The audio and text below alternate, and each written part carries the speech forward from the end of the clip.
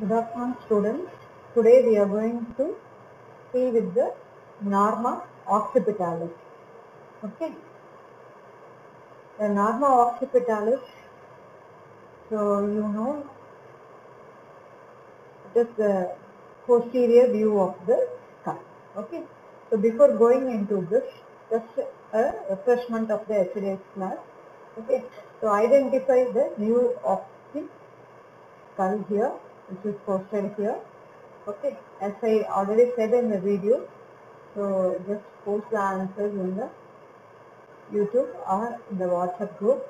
Okay, and go to the next slide. Identify the view of the skull here.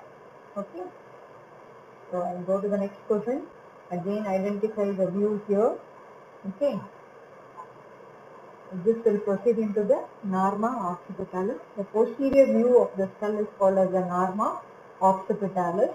Okay, and the bones forming the Norma occipitalis are, you can see this is the view of the Norma occipitalis, and if you see the shape, it is convex upwards and it is flattened on both sides. Okay, so the upper part, the mainly it is formed by the anterolateral regions of the Norma occipitalis. You can see two bones here. It is mainly formed by the parietal bone, and if you see the infrolateral margins or infrolateral areas of the Norma occipitalis is formed by the mastoid part of the temporal bone. This is the mastoid part of the temporal bone. Okay, so the mastoid part is nothing but the bone which lies behind your pinna.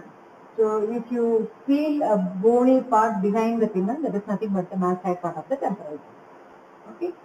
So next, the central portion of the Norma occipitalis is formed by the occipital bone. So I think now you are clear with the bones forming the Norma occipitalis. So the anterolateral region is formed by parietal bone, infrolateral region is formed by the mastoid part of the temporal bone, and the central portion is formed by the occipital bone. Okay. So in the next slide, we'll see the same thing. You can see that here, this one yellow color is the parietal bone, the light green is the occipital bone, the dark green here is the outside part of the temporal bone. Okay, and if you see the sutures which are present in the Norma occipitalis, we have learned some sutures yesterday. Okay, now what are the sutures we will see in the Norma occipitalis? First we will see the first suture you can see in the upper part, that is the sagittal suture. It is between the two parietal bone and the occipital bone here. Okay, which lies in the sagittal plane. Then next will be the lambdoid suture. This is the lambdoid suture which lies between the parietal and occipital bone here. Okay, and the third suture is present between the occipital bone and the mastoid part of the temporal bone. So this is whether it is called as occipitomastoid suture or occipitotemporal suture. Then the fourth suture, what you are seeing here is between the parietal bone and the mastoid part. It is called parieto-mastoid suture. Okay, this is the parieto-mastoid suture. So I think now you are clear with the sutures. Next we will go on to the features of the Norma occipitalis. Okay, so you can see here. So you know the meeting of the sagittal suture with the lambdoid suture. This point is called as the lambda. Okay, and you can see the parietal emissary foramen here. In between the point is called as oblion. This is already we have discussed in Norma verticalis. Now here what else you will see. So you can see the occipital bone. So this is the occipital bone. The occipital bone, you can see a protuberance here. This is called external occipital protuberance. Okay, external occipital protuberance. So from the external occipital protuberance, you can see a line arching towards the lateral side. So this line is called as the superior nuchal line. It is called as the superior nuchal line. So it is a demarcating line between the head and neck. Okay, and you can see one more line just below the superior nuchal line here, which arches laterally here. This is the inferior nuchal line. And from the external occipital protuberance to the foramen mater, you can see one structure is extending downwards. That is called the external occipital structure. Okay. So the next picture you will see detailing here. So this is the occipital bone, okay, and you can see this is the squamous part of the occipital bone. This is the squamous part, and you can see the two condylar parts which articulates with the first vertebra atlas, okay, and this is the foramen magnum which is present in the occipital bone, and this is the basilar part of the occipital bone which articulates with the basilar part of the sternum. Okay. Now you can see the external occipital protuberance here. This is the external occipital protuberance. Okay. And you can see the line extending on either side is the superior nuchal line. This is the superior nuchal line. And you can see a crest extending downwards from the external occipital protuberance towards the foramen magnum. Okay. So this is called as the external occipital crest. Okay. And you can see the line extending between the foramen magnum and the superior nuchal line. This is the inferior nuchal line. And sometimes in some individuals you will have one more line just above the superior nuchal line which arches from the external occipital protuberance to laterally. This is called as the highest nuchal line. It is not always present, sometimes it may be present. So this line is called as the highest nuchal line. Okay, so clear about the features of the norma hospitalis. The central point of the external occipital protuberance is called as the inion, I-N-I-O-N.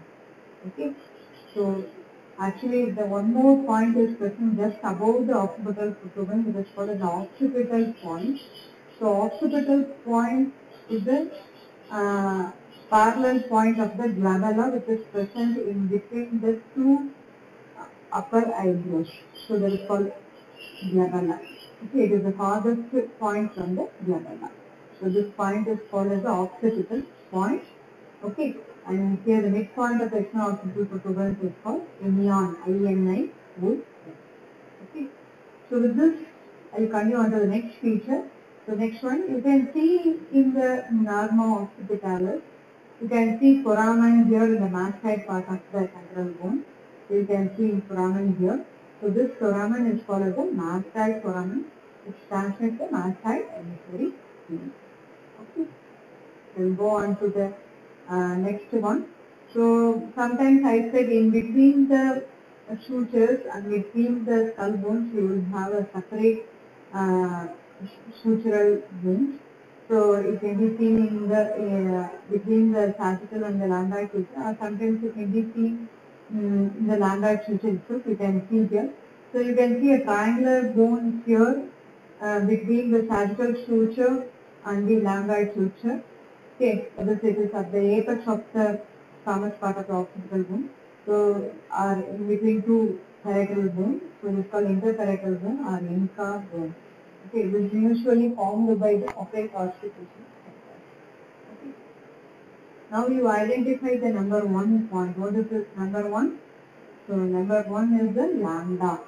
Okay, and number 2 here is the mastoid emissary foramen. Number 3 is the external occipital protuberance. Number 4 is the external occipital crest. Number 5 here is the highest nuchal line. Right? You are correct. Number 6 is the superior nuchal line. Number 7. This number 7. Number 7 is its inferior nuchal line. Okay, correct. So we will go on to the occipital bone now. So you have seen the external view of the occipital bone in the previous picture itself. So I said 2 parts.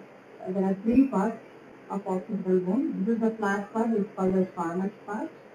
And you can see the 2 condylar parts and 1 basilar part. You can see the basilar part and this is the condylar part. Okay. So see the external features of the occipital bone. This is the condylar canal which articulates with the atlas bone, and this is the basilar part. In front of the condylar canal you will have the condylar part, you have the condylar canal. Okay, and this is the foramen magnum. If you see the internal view of the occipital bone, so opposite to the external occipital protuberance, there will be an internal occipital protuberance will be there. Okay, so this above this you can see a groove here. This is the groove for superior sagittal sinus. On either side of the internal occipital protuberance, you can see 2 grooves. So one for this two groups of are group of transverse sinus. Usually the superior sagittal sinus consists right transverse. And you can see the foramen magnum in the ciliary part. On the side of the condylar process, you can see the jugular process, and you can even see the condylar canal. Okay, so that's all about the norma occipitalis. Okay, if you have any notes, you can contact me through WhatsApp. Okay, with this I finish the class. Thank you.